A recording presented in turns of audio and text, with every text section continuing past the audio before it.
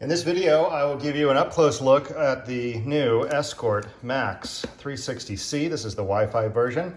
We will take a look at the cord, the mount, the unit itself, and then I have a little power supply here. We'll plug it in, and we'll see what it looks like when it's plugged in. So this is the new magnetic mount, and of course, this is the super ridiculously sticky cup that they offer. And it really works well. You got to keep this on there until you stick it because it collects dust like crazy. This is the pressure that pulls back on the suction cup to lock it into place. And then this is a close-up of their new magnetic mount. It has a little tab right here that actually hooks into the unit. So the way this attaches is simply hook forward and it'll lock right in.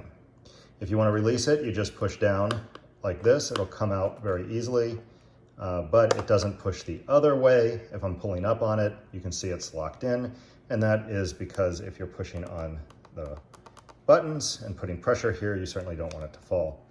So pops out and hooks in. Pretty neat design, much improved over the previous design in my opinion. Of course, it's got a knob on it that you can twist to set the angle.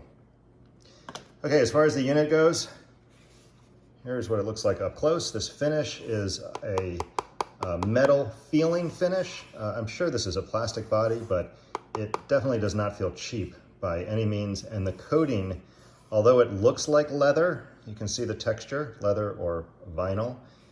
It feels, you can hear my finger rubbing against it. It feels like a, I wouldn't necessarily say a rhino coating, but definitely some kind of durable metal coating.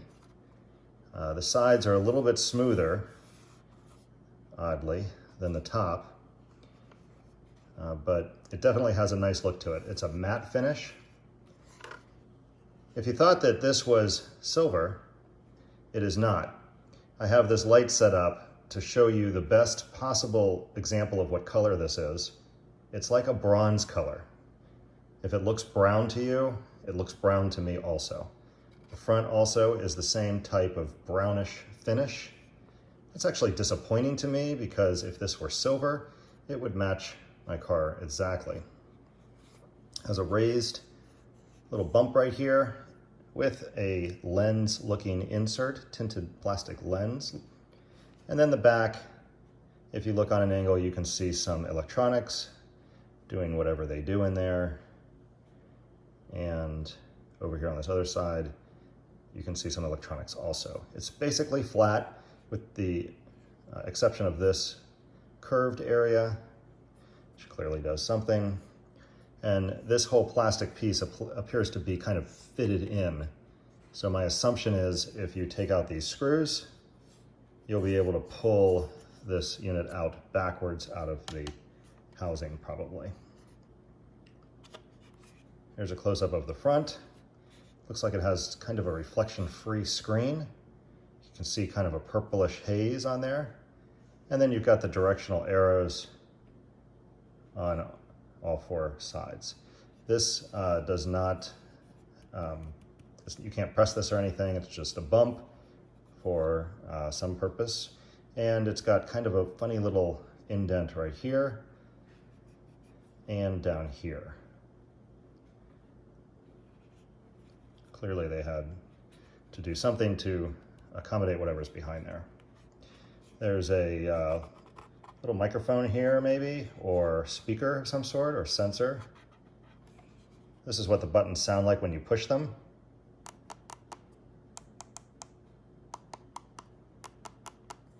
So if you push the front of the mute button, you just get that solid click. If you push it in the middle, you get kind of a double click.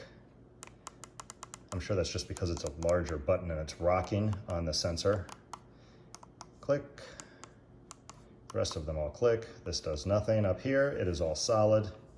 And it does also appear that this is a slightly different color than these buttons. They removed the Escort Max from the side here, which I found super annoying because I really don't like advertising what is in my windshield. So that is a plus. And this is metal, but it does look like the screen. It looks like it has that kind of iridescent reflection-free coating to it. I'm not sure why they did that, but it is a nice look when it's not in the holder. The bottom has 4 screws, as you saw before, the speaker, and then of course the serial number and the other information. So that's a close-up. Oh, I forgot this side, which has your archaic USB type, your typical Escort power data cable, and then this is a little 3.5 jack back in there. Not really sure what you would use that for, but it does come plugged out of the box. Got a little bit of an extra space right here, and you do not have that on the other side. So interesting little manufacturing quirk right there, probably.